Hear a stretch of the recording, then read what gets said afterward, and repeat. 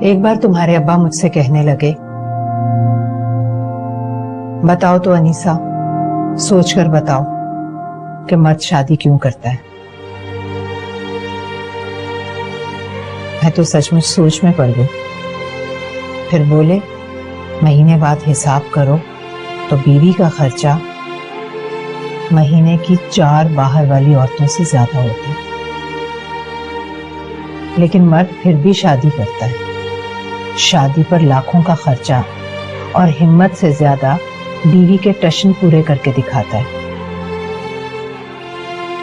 اس کے لیے چھت ڈھونڈتا ہے، اس کے آرام کے لیے جتن کرتا ہے، دھوپ میں کڑتا ہے، محنت کی بھٹی میں جلتا ہے۔ کبھی ضرورت پڑے تو اس کے لیے کبھی اپنی انا بیچ دیتا ہے اور کبھی اپنی چمڑی بیچ دیتا ہے۔ پتہ ہے کیوں؟ تم پوچھو نا کیوں؟ کیوں؟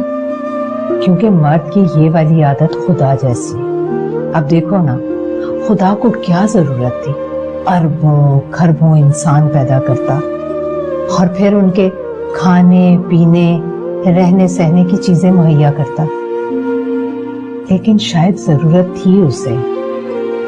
وہ چاہتا تھا کوئی مخلوق ایسی ہو جو پوجا کرے اس کی، جو سجدہ کرے اس کے نام پر، عقل ہو، دلیل ہو اس کے پاس،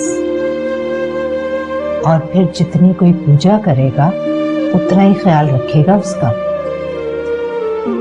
اور سب کچھ دے دینے کے بعد کہا کہ میں رحمان ہوں، رحیم ہوں، سب گناہ معاف کروں گا، لیکن شرک کبھی معاف نہیں کروں گا۔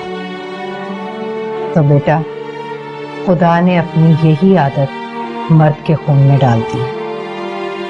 جس طرح اسے اپنی مخلوق سب سے زیادہ پیاری ہے نا، اسی طرح ہر اچھے مرد کو اپنی بیوی سب سے پیاری ہوتی ہے۔ وہ خدا نہیں ہے، لیکن خدا کی طرح اس کے لیے سب کچھ کرتا ہے یا پھر کرنے کی کوشش کرتا ہے، حتیٰ کہ اس کی غلطیوں اور کوتاہیوں پر رحمان اور رحیم بن جاتا ہے، لیکن اس کا شرک کبھی معاف نہیں کرتا۔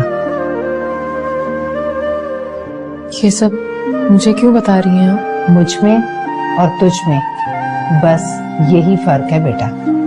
میں نے تمہارے ابا سے یہ نہیں پوچھا تھا کہ یہ مجھے کیوں بتا رہے ہو تم۔ خیر،